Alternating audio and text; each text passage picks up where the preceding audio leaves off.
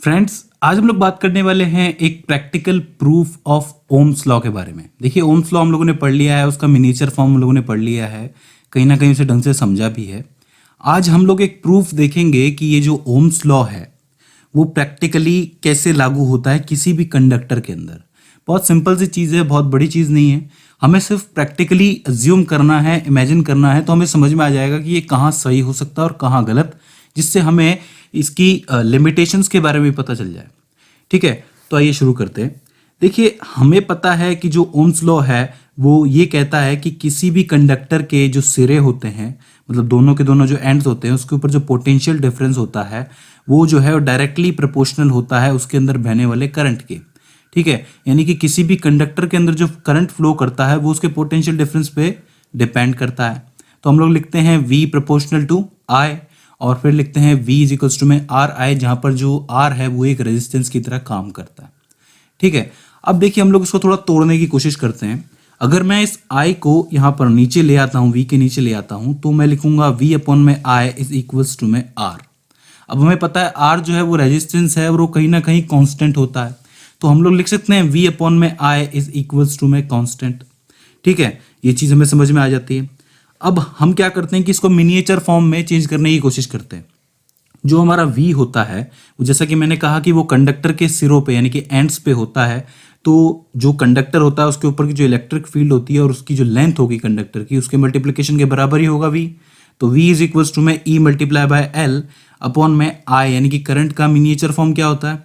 Current का miniature form ये होता है कि जितने भी इलेक्ट्रॉन यानी कि नंबर ऑफ इलेक्ट्रॉन n उस कंडक्टर में से गुजर रहे हैं, और पर इलेक्ट्रॉन के ऊपर जो चार्ज है E मल्टीप्लाई बाय वो जिस एरिया में से गुजर रहे हैं, मल्टीप्लाई बाय उनकी जो वेलोसिटी है, मतलब जिस वेलोसिटी, जिस ड्रिफ्ट वेलोसिटी से वो इलेक्ट्रॉन जो है मोशन कर रहे हैं, उसका मल्टीप्लिकेशन कर दिया तो वो करंट हो जाता है।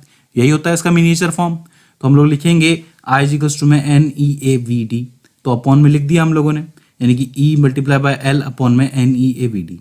अब देखिए, ध्यान दीजिए, हमें पता है कि जो ड्रिफ्ट वेलोसिटी होती है यानी कि जो VD होती है, उसका भी एक मिनिएचर फॉर्म होता है जिसको हम लोग लिखते हैं E multiply by E upon में M मल्टीप्लाई बाय टॉ, जिसका मतलब भी हमें पता है कि जो इलेक्ट्रॉन होता है, पर इलेक्ट्रॉन होता है जिसके ऊपर E चार्ज होता है, वो इलेक्ट्रिक फील्ड में से गुजरता है, उसका कुछ मास M होता है।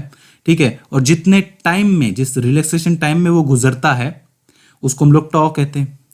तो VD की जो ये जो वैल्यू है ड्रिफ्ट वेलोसिटी की, हम लोग इस फॉर्मूला के अंदर रख देते हैं यहाँ पे VD की जगह पे। तो वैल्यू जब आप लोग लिखेंगे तो E multiply by L upon में NEA, यहाँ पे small e capital E upon में M, और टॉर्क से इसको मल्टीप्लाई कर दिया है। ठीक है, अब यहाँ से हमें दिख रहा है साफ साफ कि जो इलेक्ट्रिक फील्ड है वो तो कैंसिल आउट हो जाएगी, E से ही कैंसिल आउट हो जाएगा, और ये जो M है ये कुछ इस तरीके से ऊपर चला जाएगा।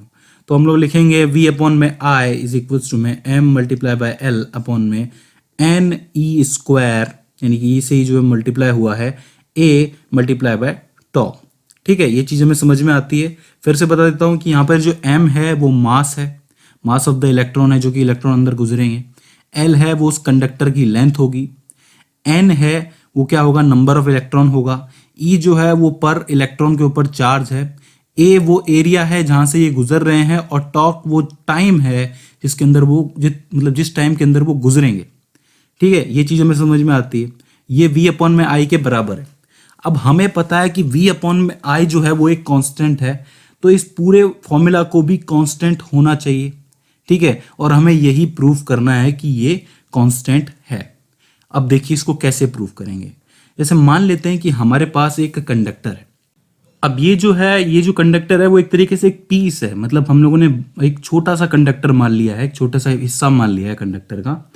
उसकी कुछ लेंथ होगी L, उसका कुछ एरिया होगा A।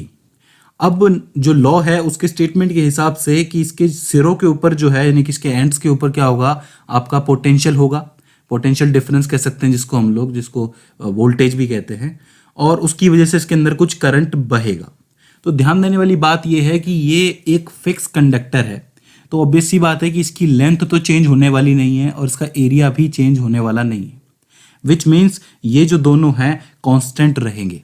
ठीक है, याद रखना, जैसे ही आप लोग कंडक्टर चेंज करते हो, मतलब सैंपल चेंज करते हो, ये हम लोगों ने सैंपल ले रखा है, अगर सैंपल आप लोगों ने चेंज कर दिया, कोई बड़ा ले लिया या छोटा ले लिया, तो लेंथ और एरिया बदल सकता है। ठीक है। लेकिन अगर हम लोग इसको फिक्स मान के चलते हैं तो ये दोनों के दोनों कांस्टेंट रहेंगे। इसके बाद आप लोग बात करें इस n की, तो n हमें पता है कि नंबर ऑफ इलेक्ट्रॉन होता है पर्टिकुलर एरिया के अंदर, पर्टिकुलर डेंसिटी के अंदर, ठीक है। इस पूरे के पूरे कंडक्टर के अंदर अगर छोटा सा एरिया में मान लो या छोटी सी डेंसिटी मान लो, तो उसके अंदर जितने भी इलेक्ट्रॉन होंगे वो n होंगे। अब ये कब चेंज हो सकता है? ये तब चेंज हो सकता है जब आप मटेरियल चेंज कर दो, ठीक है। जैसे मान लो यहाँ पे कॉपर पड़ा है, तो इसके अंदर पर्टिकुलर एरिया के अंदर कुछ फिक्स इलेक्ट्रॉन्स होंगे। अगर मैं इसकी जगह पर कोबाल्ट ले आता हूँ, निकल ले आता हूँ, या फेरस ले आता हूँ, या फिर प्लास्टिक ले आता हूँ, ठीक है, तो वहां पर क्या होगा कि इलेक्ट्रॉन चेंज हो जाएंगे, ठीक है। तो यानी कि ये तब तक कांस्टेंट रहेगा तब तक जब तक कि आप लोग मटेरियल को चेंज ना कर दो। तो मटेरियल अगर आपका फिक्स है तो इसका मतलब ये n भी कांस्टेंट रहेगा। इसी तरीके से अगला जो है, मान लेते हैं कि इस टॉर्क की बात कर लेते हैं।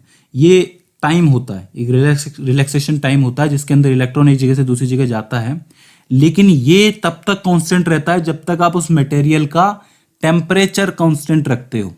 मान लो कि एक पर्टिकुलर टेम्परेचर के अंदर मैंने कंडक्टर रखा हुआ है, तो एक पर्टिकुलर टाइम पीरियड के अंदर, एक कांस्टेंट टाइम पीरियड के अंदर ही इलेक्ट्रॉन इधर से उधर जाएंगे। अगर आप लोग टेम्परेचर को बढ़ा दोगे तो चेंज आएगा इस टॉर्क के अंदर, ठीक है। अगर आप टेम्परेचर को घटा दोगे तो भी चेंज आएगा, ठीक है। लेकिन अगर आप टेम्परेचर को कांस्टेंट रखते हो तो ये टॉर्क भी कांस्टेंट ही रहेगा। यानी कि इसके कांस्टेंट रहने के लिए टेम्परेचर का कांस्टेंट होना जरूरी है, ठीक है। इसके बाद अगर हम लोग बात करें ई की, अब हमें पता है कि जो ई है वो पर इलेक्ट्रॉन के ऊपर आने वाला चार्ज है, तो वो भी कांस्टेंट ही रहेगा, ठीक है, वो एक कांस्टेंट है। इसी तरीके से जो mass of the electron m है वो भी कांस्टेंट रहेगा। तो इसका मतलब L constant, M constant, N constant, E constant, A constant और टॉ कांस्टेंट, मतलब ये पूरा का पूरा जो आपका फॉर्मूला है वो कांस्टेंट है। लेकिन कब कांस्टेंट है? दो चीजें याद रखना, एक आपको ये जो सैंपल साइज है, मतलब इसका साइज नहीं चेंज करना है, कंडक्टर वैसे का वैसा रखना है। दूसरा, इसका मटेरियल चेंज नहीं करना है। तीसरा, इसका टेम्परेचर चेंज नहीं करना है, ठीक है। अगर ये तीन चीजें आप लोग करते हो तभी ये फॉर्मूला जो है आपका कांस्टेंट रहेगा, और ये V इजिकल्स टू में I के बराबर है। इसका मतलब Ohm's law V equals to में I इजिकल्स टू में कांस्टेंट प्रूव हो जाता है। तभी हम लोग देखते हैं कि जो हमारा ओम्स लॉ होता है उसका जो स्टेटमेंट होता है उसमें लिखा होता है कि कुछ स्पेशल कंडीशंस, कुछ फिजिकल क्वांटिटीज का कांस्टेंट होना जरूरी है, जैसे कि लेंथ, एरिया, ठीक है, टेम्परेचर, मटेरियल। अगर ये चीजें नहीं है तो ओम्स लॉ फेल हो जाएगा, लिमिटेशन आ जाएगी उसकी, ठीक है। जैसे कि आप लोग देखते होंगे कि सर्दियों के अंदर भी हमारी वायर्स बाहर लगी होती हैं, गर्मियों के अंदर भी लगी होती हैं, लेकिन सर्दियों और गर्मियों के अंदर यानी कि विंटर्स और समर्स के अंदर क्या होता है, टेम्परेचर में चेंज आ जाता है। तो इलेक्ट्रिसिटी का भी जो है वो चेंज होता है। हमें पता है कि अगर जो हीट है बढ़ेगी, मतलब टेम्परेचर ज़्यादा होगा, तो क्या इलेक्ट्रॉन ज़्यादा फ्री होंगे, मतलब उनकी जो ड्रिफ्ट वेलोसिटी है वो ज़्यादा हो जाएगी। ड्रिफ्ट वेलोसिटी ज़्यादा होगी तो करंट जो है वो अच्छी तरीके से बहेगा। तभी हम लोग कहते हैं कि जो हीट की वजह से क्या होता है, गुड कंडक्टर बनता है। वहीं जो विंटर्स होती हैं उसके अंदर टेम्परेचर कम होता जाता है, तो ड्रिफ्ट वेलोसिटी कम होती है और इलेक्ट्रिसिटी में थोड़ी कमी आती है। हालांकि इतनी नहीं आती क्योंकि टेम्परेचर चेंज इतना नहीं होता है, 20 डिग्री, 30 डिग्री, 40 डिग्री का हो सकता है, और इतने टेम्परेचर चेंज से फर्क नहीं पड़ता है, ठीक है। टेम्परेचर चेंज अगर बहुत ज़्यादा 100 डिग्री का हो जाए तब फर्क पड़ेगा, ठीक है। तो ये चीज़ याद रखना। तो ओम्स लॉ के अंदर ये कुछ स्पेशल कंडीशंस हमें फिक्स रखनी पड़ेगी, कांस्टेंट रखनी पड़ेगी, तभी वो काम करेगा, नहीं तो उसकी लिमिटेशंस आ जाएंगी। तो आई होप आपको प्रैक्टिकली अब समझ में आया होगा, ठीक है। इसके बाद और भी वेरिएशंस हैं, जैसे कि रेजिस्टेंस के बारे में हम लोग आगे पढ़ेंगे कि क्या होता है, कैसे होता है, टेम्परेचर का कैसे प्रभाव पड़ता है, असर पड़ता है। आई होप आपको ये वीडियो समझ में आई होगी, इन्फॉर्मेटिव लगी होगी और हेल्पफुल साबित रही होगी। इसके बाद भी इसके अंदर आपको कोई क्वेश्चन आता है, कोई क्वेरी आती है, या फिर हमसे कोई गलती हो जाती है, तो प्लीज़ आप हमें कमेंट सेक्शन के जरिए बताइए।